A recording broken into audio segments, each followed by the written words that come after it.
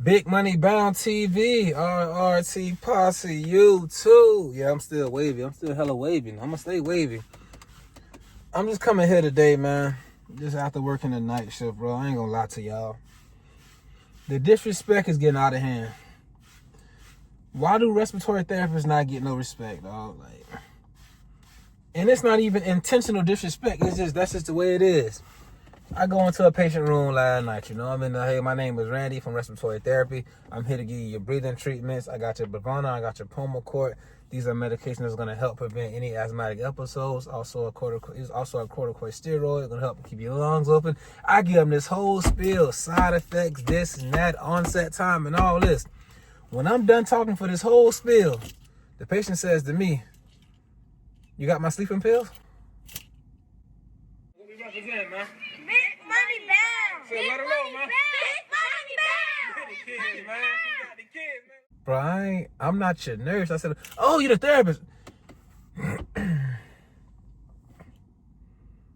The disrespect is just getting out of hand, man. Let me get my information. The disrespect getting out of hand. Go into another patient room. "Hey, I'm Randy from Respiratory Therapy." "Oh, I need my nurse." Damn, bro, can I at least finish talking, dog? Like, what's going on? The disrespect is just getting, man, it's getting out. Just imagine. It's just the dismissiveness, it's like as if you ain't even important. But mess around and their ass can't breathe. This is how important I become. "Oh, respiratory therapist. We had a patient just recently, this month.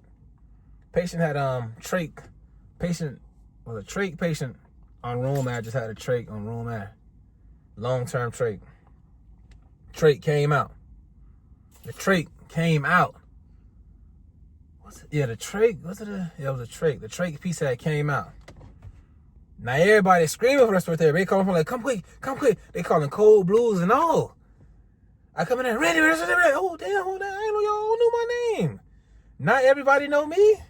So now I'm a celebrity though. So now I'm a big YouTube celebrity now. Not everybody know me. That's when something go wrong. But luckily, when it came to that situation, it was a long-term trach patient. So when it's a long-term trach patient, the airway don't just start to close up. Now, when it's a fresh trach and you take it out of there, and you don't put it back in there, it's going to be like, not saying it's going to be impossible, but it's going to be a tight, you have to force it in. It's going to be, because it's going to start closing. That airway, that trachea airway started to close up real quick. And I told the nurse, I'm like, yeah, because she had, she didn't put the trach back in there. She put the inner cannula back in there. But it's better to put something in there instead of just leaving it wide open. So I was like, "Hey man, that's a good job you had there, just putting something there." Even though it wasn't the right device, but that was a good thing you did, putting it there. How the trach came out, the patient got trach ties and everything, no one knows. I'm thinking the patient just undid it and looking for attention, bro. So I tell the nurse that. Me telling the nurse that don't create a whole nother situation. Nothing like medically involved, nothing medically related, but just know that, like, maybe when you like talk to somebody in a certain kind of way, like, "Hey man, that was a good job," they look at you with like more admiration. I'm gonna leave it at that. But I'm just trying to work, dog. You feel? I'm just trying to work, get this paper, do my thing. So that's what happened there. But last night, I was covering the unit and I was covering the floors, and it was all good. Wasn't really too busy. And I heard through the grapevine they saying, like, as of right now, it's gonna be a hold on all the overtime. And y'all know me, I ain't tripping. What I've been saying from the last couple car talks, I'm working OT, I'm working OT, I'm working OT, I'm working OT, I'm working OT. One thing about me, when that money is there for the getting, I get it. When it was OT to be had, I had it. So I'm ready to vibe and chill. That's just me. More gym time for me, more time with my son, more time to vibe and chill. That's all that means for me, because I was just picking up. Because the days are, like, my work schedule, my life schedule is so different now, man. It's really only one day a week that I can pick up, because if I ain't working, I got my jet. So it's really only one day a week I have that's an overtime day. And you kind of want that day to yourself to just like relax and regroup from like work and and the stress of being like stress of being a parent. It's a lot of stress that come with that parenting, boy. Anybody having them loved ones, all I just say is how they say is just you gotta have patience. Boy, they not lying. It's crazy. It's crazy, though. But you gotta have patience with them, man. You got to. But it's easier said than done. If you're a parent out there, man, you know. But last night I was able to get a lot of key information that I needed. I got some 2023 exam review. Like I got the examination administrated and credentials awarded. So I got like how many people took the exam in 2023 and how many people passed it. I got those ratings.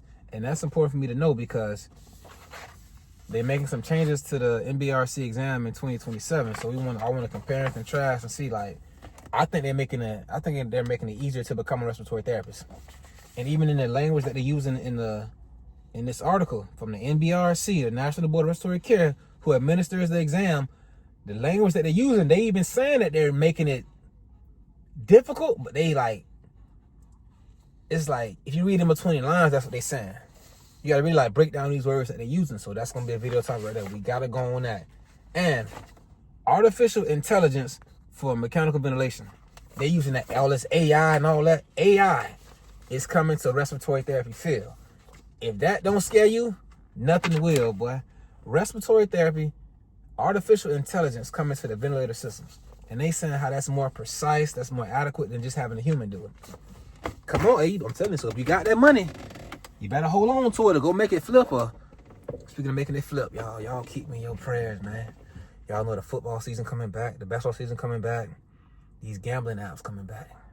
I ain't got a problem, but I need help. Now, I ain't saying I got a gambling addiction, but I like putting my money on the line. That's all I'm saying, bro. And I don't want enough that it'll keep me going. And I just got my fresh cut today. Normally I'd be leaving the work, I go to the gym, but I forgot my my gym pants at home, so I'm really gonna just chill from the gym, go home, shower, go to bed, wake up, and I'm gonna do the YouTube video. I'm gonna do the video about this right here, the examination process. And I was gonna do it, the examination process, and I'm also gonna include the AI information, but I was gonna do a whole breakdown about the changes coming to the field.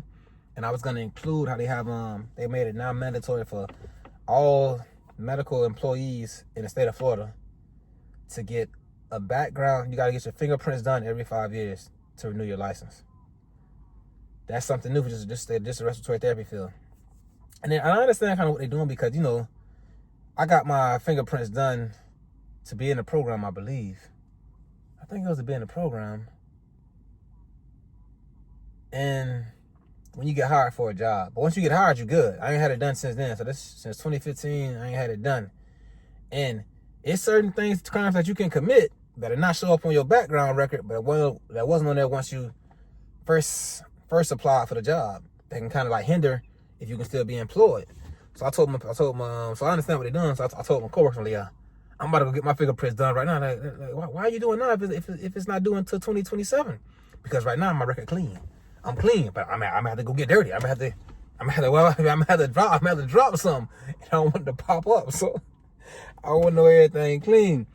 And then it also gives you like you got a time frame of, if you do something, okay, damn, I got 3 more years until I gotta resubmit my fingerprints. So you got 3 years of saving up that money. But right now I'm putting on my do-rag, and y'all know, like I tell you. You put it on, you space this out so you don't have no big line on your forehead. One of these up there, one of these down there. You space it out to avoid that line on your forehead. I know everybody wearing the do-rag trying to be wavy. If you want to be wavy and you don't want to have no huge line across your head, man, make sure you space out them bands. Space out your bands just like that. Remember, dog was like, yeah, I don't wear no do-rag, man, because it leave a line on my head. You wearing it wrong. You supposed to see how once you space this stuff out, you space these out. You ain't gonna have no huge line on your head, bro.